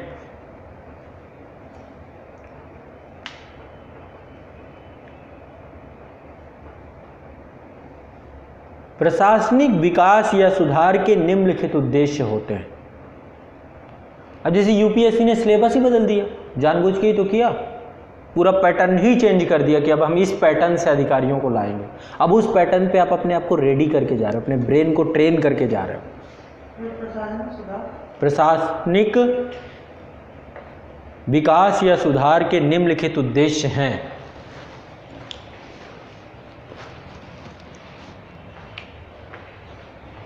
नंबर 1, पहला क्यों किया जाता है, नंबर 1 पहला है प्रशासन की कुशलता एवं गुणवत्ता की वृद्धि करना, पहला इसका गोल है। दूसरा, प्रशासन में संरचनात्मक, प्रक्रियात्मक, प्रशासन में संरचनात्मक, प्रक्रियात्मक, व्यवहारात्मक सुधार करना। तीसरा, प्रशासन को आधुनिक तकनीकों एवं विकास से दुरुस्त करना, प्रशासन को आधुनिक तकनीकी एवं विकास से दुरुस्त करना।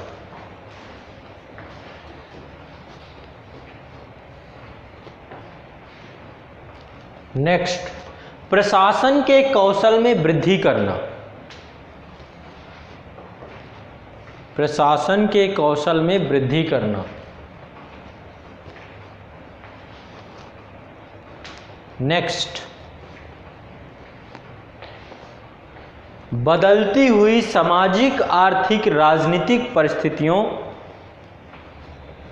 बदलती हुई सामाजिक आर्थिक राजनीतिक परिस्थितियों के अनुरूप प्रशासन में सुधार लाना, बदलती हुई सामाजिक आर्थिक राजनीतिक परिस्थितियों के अनुरूप प्रशासन में सुधार लाना। तो ये क्या है आपका एडमिनिस्ट्रेटिव रिफॉर्म। अगला, तो अब ऐसे में कई सुधार हुए हैं, जैसे एक प्रथम प्रशासनिक सुधार आयोग बनाया गया था जिसके अध्यक्ष थे मोरारजी देसाई, 1967 में बना था। फिर आपका द्वितीय प्रशासनिक सुधार बनाया गया जिसके अध्यक्ष थे आपके एम वीरप्पा मोइली, है ना। कर्नाटक के उस समय क्या थे, ये मुख्यमंत्री भी रहे हैं, पूर्व मुख्यमंत्री रहे हैं, फिर इसके बाद केंद्र में मिनिस्टर भी थे।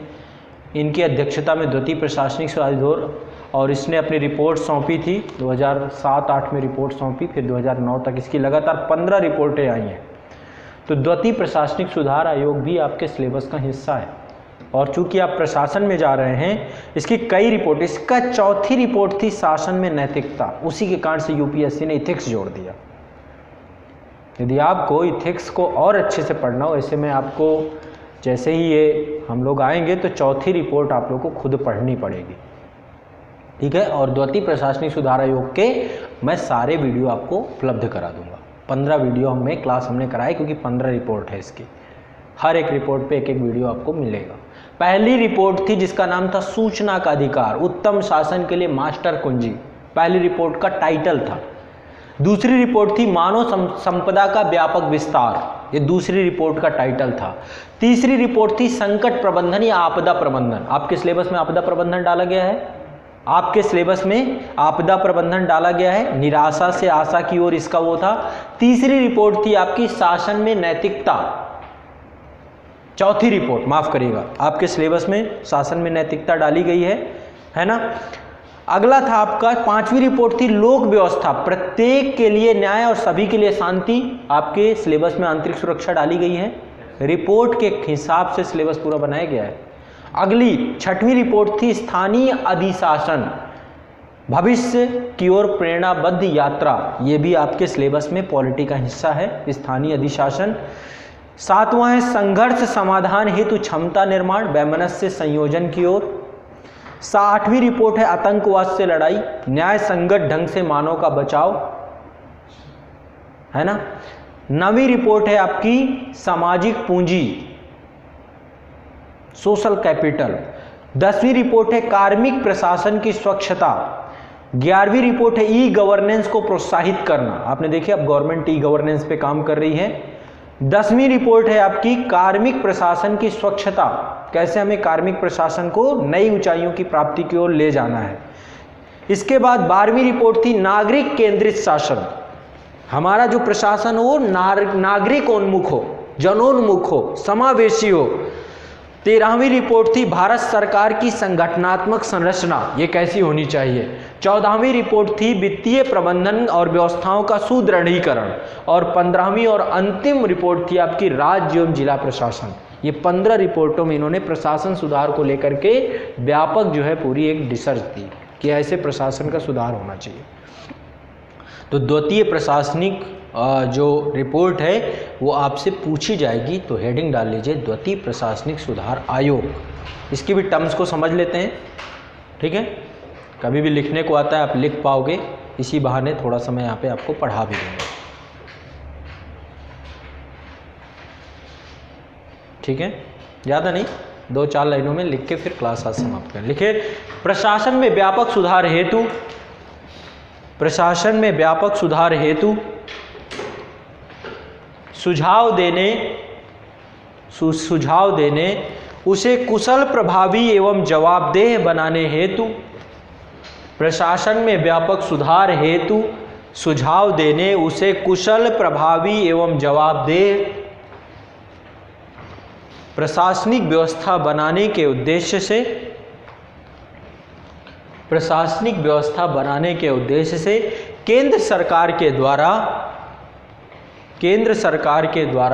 31 अगस्त 2005 को, केंद्र सरकार के द्वारा 31 अगस्त 2005 को कर्नाटक के पूर्व मुख्यमंत्री, थोड़ा गति से, कर्नाटक के पूर्व मुख्यमंत्री एम वीरप्पा मोइली की अध्यक्षता में, एम वीरप्पा मोइली की अध्यक्षता में द्वितीय प्रशासनिक सुधार आयोग का गठन किया गया। द्वितीय प्रशासनिक सुधार आयोग का गठन किया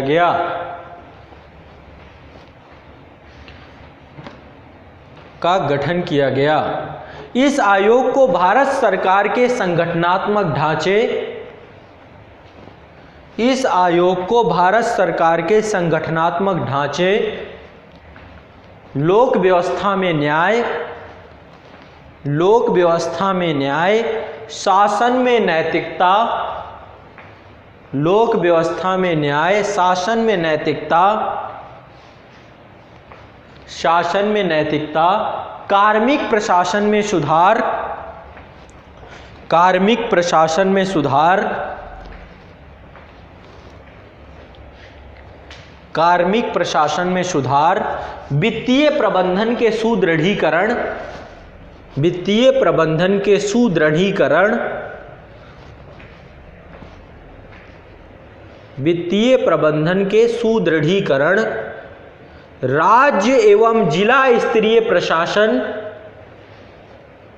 राज्य एवं जिला स्तरीय प्रशासन के प्रभावी कार्य निष्पादन,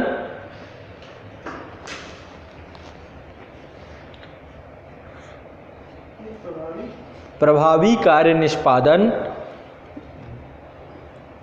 स्थानीय स्वशासन एवं पंचायती राज्य के सशक्तिकरण, स्थानीय स्वशासन एवं पंचायती राज्य के सशक्तिकरण, सामाजिक पूंजी,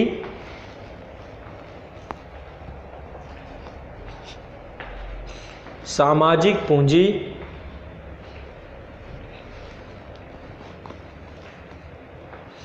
विश्वास तथा सहभागी लोक सेवा का निष्पादन, विश्वास एवं तथा सहभागी लोक सेवा का निष्पादन,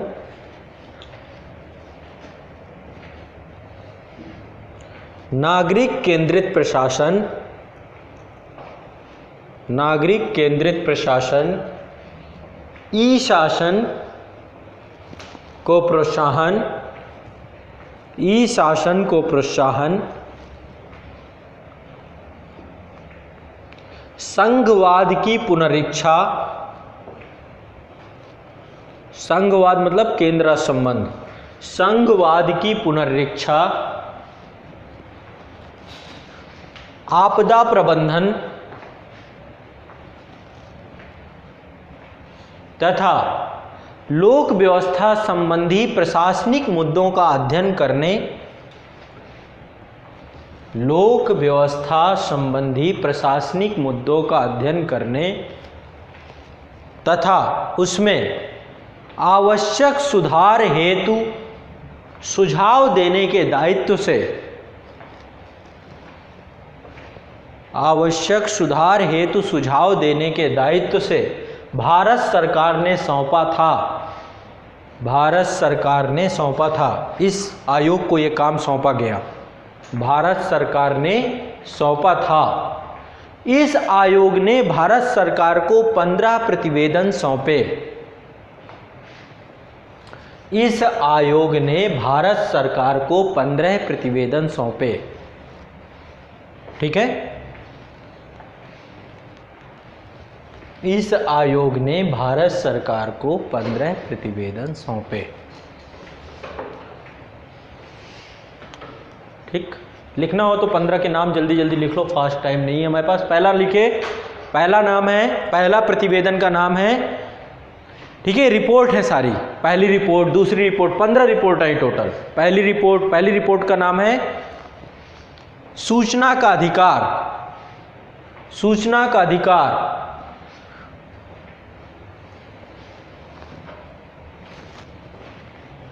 कोलन लगा दीजिए उसके आगे, सूचना का अधिकार कोलन, उत्तम शासन के लिए मास्टर कुंजी, पूरा नाम ये था प्रतिवेदन का, उत्तम शासन के लिए मास्टर कुंजी। ठीक है, तो आपके सिलेबस में सूचना का अधिकार दिया गया है, पूरा द्वितीय प्रशासनिक सुधार आयोग डाल दिया इन्होंने। अगला दूसरा लिखिए, मानव संपदा का व्यापक विस्तार। मानव संपदा का, ह्यूमन रिसोर्स, मानव संपदा का व्यापक विस्तार। फिर कॉलम लगाइए, लिखिए हकदारियां और अधिशासन। हकदारियां और अधिशासन, डैश लगा दीजिए, उसमें आगे लिखिए एक मामला अध्ययन। ये पूरा नाम था रिपोर्ट का, एक मामला अध्ययन, डैश लगा के।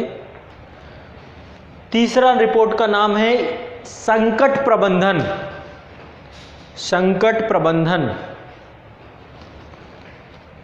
निराशा से आशा की ओर, कॉलन लगा के, जब भी अगला मैं शब्द लिखूं तो फिर कॉलन लगा के लिखेंगे, निराशा से आशा की ओर। चौथा पॉइंट, शासन में नैतिकता।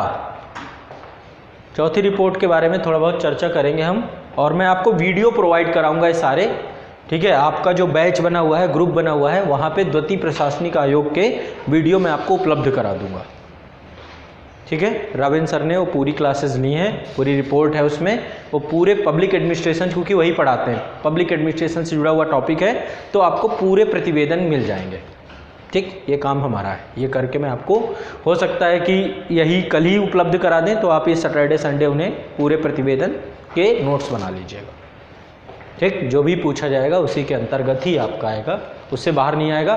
देखो, हमें इनका प्रयोग कहाँ करना है, हमारा उद्देश्य होना चाहिए कि इनका उपयोग करके कैसे हम अपने किसी भी मेंस आंसर राइटिंग में लिखना हो, कहीं पर हमें एसे में लिखना हो, तो द्वितीय प्रशासनिक आयोग का हम क्या दे सकें।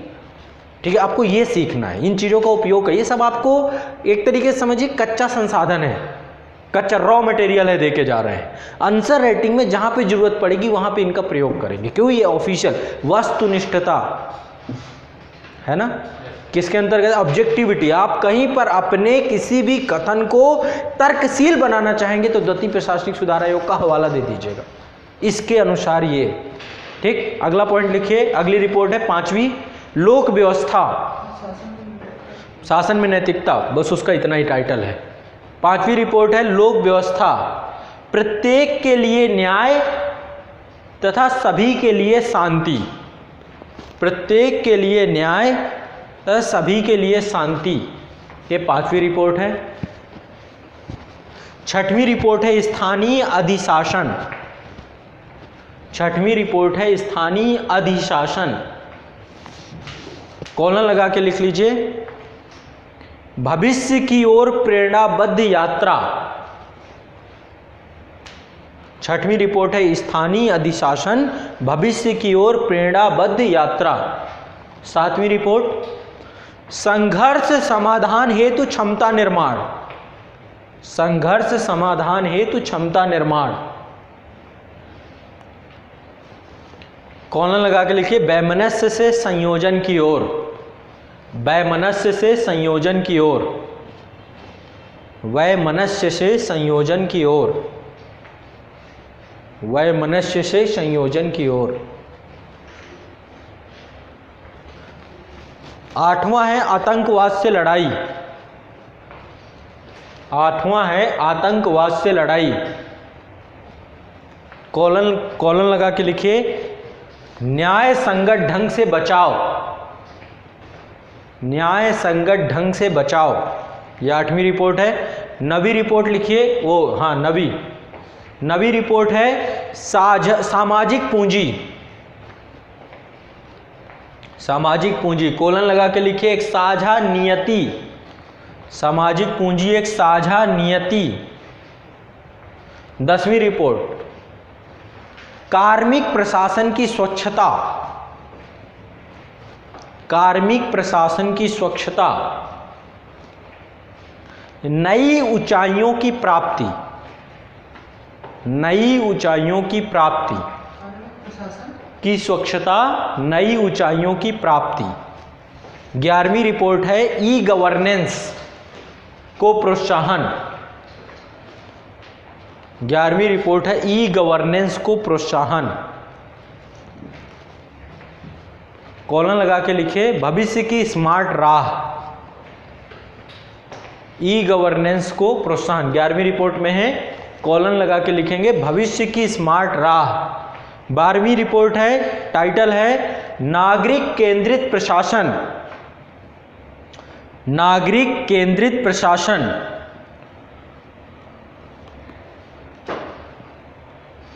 कॉलन लगा के लिखिए अधिशासन का हृदय, अधिशासन का हृदय,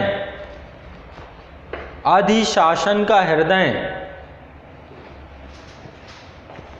13वीं रिपोर्ट है भारत की संगठनात्मक संरचना, 13वीं रिपोर्ट है भारत की संगठनात्मक संरचना, भारत की संगठनात्मक संरचना। 14वीं रिपोर्ट लिख लीजिए वित्तीय प्रबंधन व्यवस्थाओं का सुदृढ़ीकरण, वित्तीय प्रबंधन व्यवस्थाओं का सुदृढ़ीकरण, वित्तीय प्रबंधन व्यवस्थाओं का सुदृढ़ीकरण। 15वीं रिपोर्ट लिख लीजिए राज्य एवं जिला प्रशासन। ये 15 की 15 रिपोर्ट हैं। आयोग की प्रमुख अनुशंसाएं मैं कल लिखवाऊंगा कि क्या क्या राज्य एवं जिला प्रशासन, आयोग की लगभग 14 के आसपास अनुशंसाएं हैं, ये मैं लिखवाऊंगा भी आगे। हेडिंग डाल लीजिए नीचे आयोग की प्रमुख अनुशंसाएं, आयोग की प्रमुख अनुशंसाएं, आयोग की प्रमुख अनुशंसाएं। तो इसके डिटेल नोट्स आपको वीडियो में मिलेंगे, ठीक, वो आप घर पे बनाएंगे। क्लियर? मैं आपको कल अवश्य मतलब उपलब्ध करा दूंगा, आपके बैच में ही मिलेंगे, जो आपको आपके पास बैच है, ठीक है, उसी में मिलेगा। उसी पे आपको एक पूरा सेक्शन लग जाएगा, वहाँ पे वीडियो का सेक्शन है, तो उसी पे आपको मिल जाएगा सेकंड द्वितीय प्रशासनिक सुधार आयोग, ठीक है, वो आपको देख लेना है। वहाँ पे पूरे एक एक करके आप बना लीजिएगा ताकि आपकी टेंशन खत्म हो जाएगी इस टॉपिक से। अब इसमें पहले नंबर पे टिक लगाइए, पहली रिपोर्ट पे टिक करिए, आपके सिलेबस में इथिक्स के सिलेबस में दी गई है रिपोर्ट। पहले नंबर पे टिक करिए, चौथे नंबर पे टिक करिए, 9वें नंबर पे टिक करिए, 11वें नंबर पे टिक करिए, 12वें नंबर पे टिक करिए। 5 टॉपिक आपके इथिक्स के सिलेबस में लिखे हुए हैं। ई गवर्नेंस लिखा मिलेगा, नागरिक केंद्रित प्रशासन लिखेगा, सामाजिक पूंजी लिखेगा, शासन में नैतिकता लिखा है, सूचना का अधिकार भी लिखा मिलेगा। 5 टॉपिक आपके सिलेबस का हिस्सा हैं जो केवल इथिक्स के सिलेबस में, ठीक है। और जिसमें चौथा पॉइंट जो आपका सबसे इंपॉर्टेंट है, सबसे मस्ट है, चौथी रिपोर्ट। तो मैं चाहता हूं कि चौथी रिपोर्ट आप स्वयं पढ़ें, मैं आपको इसकी PDF उपलब्ध कराऊंगा आपके ग्रुप में। आपका काम रहेगा पूरी रिपोर्ट खुद से पढ़ना। पहले पढ़ लो ये सुब्बा राव, लेक्सिकॉन, इनको पढ़ लो, फिर चौथी रिपोर्ट जिसके कारण से पेपर जुड़ा वो रिपोर्ट गवर्नमेंट का है, उसे पढ़ लोगे तो आपका इथिक्स से कुछ नहीं गलत होगा फिर, ठीक है। उसका जिस्ट मैं बनवा दूंगा बाद में, पहले लेकिन खुद से आपको एक बार पढ़नी है पूरी रिपोर्ट कंक्लूजन के साथ। बेसिक वही है, आधारभूत है हमारे पास वो रिपोर्ट, ठीक है। इन किताबों में भी शायद चौथी रिपोर्ट का ग्लिम्स दिया हो, लेकिन मैं चाहता हूँ मूल प्रति पढ़ो, ठीक है। तो ये रही आज की बात, यहीं से सेशन समाप्त करते हैं। लेकिन कल